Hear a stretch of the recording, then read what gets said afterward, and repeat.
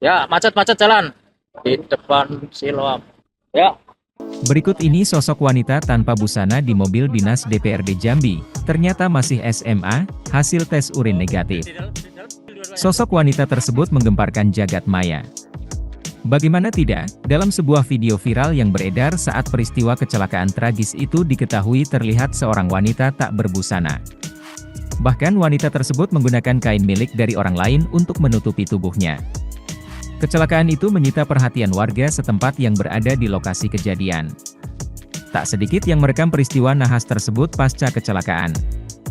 Beberapa di antaranya menunjukkan kondisi mobil yang hancur karena kecelakaan. Lantas siapa sosok penumpang wanita yang tak berbusana dalam peristiwa tersebut? Diketahui, ternyata wanita itu masih remaja. Ia berinisial Tia. Sedangkan laki-laki yang mengemudikan mobil tersebut berinisial Tia. Keduanya masih remaja dan di bawah umur. Saat melakukan tes urin wanita tersebut negatif narkoba. Bahkan ia juga tidak sedang dalam pengaruh alkohol.